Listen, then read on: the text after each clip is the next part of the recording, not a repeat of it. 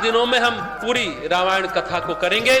राम सिया राम आप जरूर है। सिर्फ राम बोलने मात्र से सारे पाप ताप साप कट जाते। जितनी बार आप राम का नाम लेंगे उतना मन पवित्र होगा, स्वच्छ होगा, मन हर्षित होगा, जीवन संवरता चला जाता है। राम नाम की महिमा पर हमने बहुत सारी बातें कही हैं। चलिए आज हम लोग बात करते हैं भगवान श्री राम के परिवार और परिकर की बात करते हैं, उनकी वंदना करते हैं। जैसा हमने कहा रामचरितमानस में कई वंदना का प्रसंग है। राम नाम की वंदना है, संतों की वंदना है, दुष्टों की भी वंदना है। आज जो हम लोग बात करने जा रहे हैं भगवान राम का परिवार, जो स्थान है जहां वो रहते हैं, जहां पर परमात्मा अवतार लेते हैं, जहां उनका परिवार होता है, परिजन होते हैं, उनके साथ के लोग होते हैं, वे भी जन्म जन्मांतर की पुण्य आत्माएं हैं। इसलिए तुलसीदास जी कहते हैं कि हम उनकी भी वंदना करें। जब भगवान का हम नाम लेते हैं तो चार बातें होती। अभी हमने राम सिया राम जय जय राम किया। इसमें चार बातें होती हैं। पहला क्या होता है, हम नाम लेते हैं, भगवान का नाम लेते हैं तो उनका स्मरण होता है, यानी सुमिरन करते हैं, कीर्तन करते हैं, यानी उन्हें याद करते हैं, उनका सानिध्य पाते हैं। देखिए, एक होता है नाम, एक होता है रूप, एक होता है गुण और एक होता है लीला। नाम रूप गुण और लीला। जैसे भगवान आए तो राम उनका नाम है, उनका नाम राम है तो हम राम नाम जपते हैं। अगर रूप का मतलब निकालें, अगर भगवान राम का नाम लिए तो कैसी छवि उभरती है हमारे सामने, कैसा रूप लगता है उनका। रूप का मतलब हुआ स्वरूप। कैसा स्वरूप है, श्याम शरीर, नील कमल के समान शरीर। रूप से उनका स्मरण होता है और उससे फिर हम तदाकार होते हैं, तादात्म्य बिठाते हैं और यह रूप इतना दिव्य होता है, उस दिव्यता से हम ओतप्रोत होते चले जाते हैं और उस दिव्यता को हम प्राप्त करते हैं। और अंत में वो दिव्यता जो उनका गुण है, कह सकते हैं अंत में है लीला। लीला का मतलब है व्यक्तित्व के गुणों की अभिव्यक्ति। गुण को हमने जाना, लेकिन गुण अभिव्यक्त कैसे होगा, तो जो करते हैं या कह सकते हैं, क्या करते हैं, दया की अभिव्यक्ति करते हैं, करुणा की अभिव्यक्ति करते हैं, कृपा करते हैं। गुण और लीला को समझने की बात करें, नाम रूप गुण और लीला।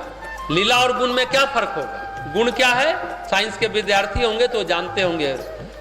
गुण मतलब पोटेंशियल, और साइंस में होता है ना पोटेंशियल और काइनेटिक, पढ़े होंगे।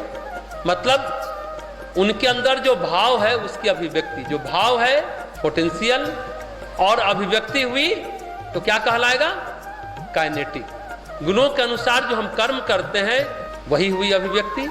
तो लीला में छोटी छोटी बातें होती है, जैसे भगवान ने जटायु गिद्ध का संस्कार किया, गिलहरी को प्रेम दिया, सबरी के जूठे बेर खाए, भीलों को गले लगाया, किरातों के साथ रहे, राक्षसों का उद्धार किया। सबके साथ उनका प्रेम इतना छलकता है, उनकी लीला को बार बार सुनने का मन करता है, उसको हृदय में बसाने का मन करता है। उनके कर्म में जो लीला झलकती है सचमुच बहुत मनोहारी है। भगवान का प्रेम सच कहिए तो सब पर छलकता है। जो उनके निंदक होते हैं, जो उनके प्रशंसक होते हैं, जो उनके भक्त होते हैं, जो उनके शत्रु होते हैं, लेकिन भगवान सबसे बराबर प्रेम करते हैं। ऐसा नहीं है कि निंदक के साथ कम करते हैं या निंदक से घृणा करते हैं, शत्रु से घृणा करते हैं। जो उनके प्रशंसक हैं, उनके भक्त हैं, उनसे प्रेम करते हैं। भगवान सबसे बराबर मात्रा में, उसी अनुपात में प्रेम करते हैं। तो भगवान जहां रहते हैं, जिस स्थान पर रहते हैं, उसके आसपास जो रहते हैं, जो उनका पूरा परिकर होता है, जिसको समूह कह सकते हैं, जो उनका समाज होता है, तो उसकी वंदना गोस्वामी तुलसीदास जी करते हैं। उन सभी की वंदना, राम की वंदना तो करते ही है भगवान की। एक बात और है, मुक्ति की जब बात हम करते हैं, जीवन में मोक्ष की बात करते हैं, कर्म के प्रक्षालन की बात करते हैं, उसमें हमने पिछली बार भी बताया था 4 चीजें होती है, सालोक्य, सामीप्य, सारूप्य और सायुज्य। सालोक्य मतलब प्रभु का जो लोक है हम भी उसमें रहे, ये इच्छा होती है 4 चीजों की सभी भक्तों की, जो रियल में भक्त है कि हम उनके लोक में रहें। लोक में उनकी दिव्यता फैली रहती है, बिखरी रहती है, इसलिए उसमें रहने का मन होता है, उस दिव्यता की सुगंध को प्राप्त करने का मन होता है। दूसरी अवस्था होती है सामीप्य। अब लगता है कि उनके लोक में आ गए तो उनका सामीप्य मिले, नजदीक रह पाए, उनके आसपास रहे, भाव के साथ प्रेम के साथ रह पाए, यानी उनके दिव्यता के और थोड़ा और करीब गए।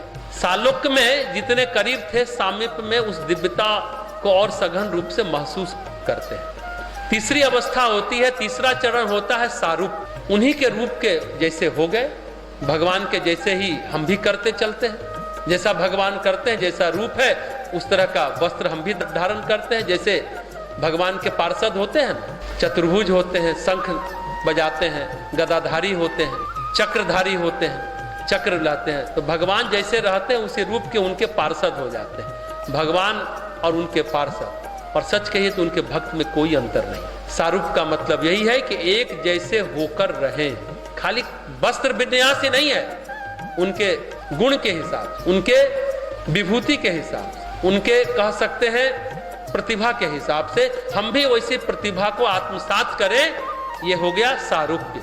अंत में है सायुज्य। हमारी जो आत्म ज्योति है उस परम ज्योति में विलीन हो जाए, यानी सायुज्य हो जाए, जुड़ जाए। आत्म ज्योति हमारी उस परम ज्योति से मिल जाए तो मुक्ति हो गया, मोक्ष मिल गया। तो जब हम उनके परिकर की बात करते हैं, जिनकी हम वंदना करने वाले हैं अगले 8 दिनों तक, ये सभी दिव्य आत्माएं अपने सभी शुभ कर्मों के साथ भगवान के प्रेम के अधिकारी हैं, भगवान का प्रेम पा रहे हैं। और सबसे धन्य वो होता है जो स्थान है जहां भगवान का अवतरण होता है, जहां परमात्मा निवास करते हैं, ईश्वर जहां रहते हैं, वो सबसे धन्य स्थान है। तो गोस्वामी तुलसीदास जी कहते हैं कि सबसे पहले मैं उनकी वंदना करता हूं।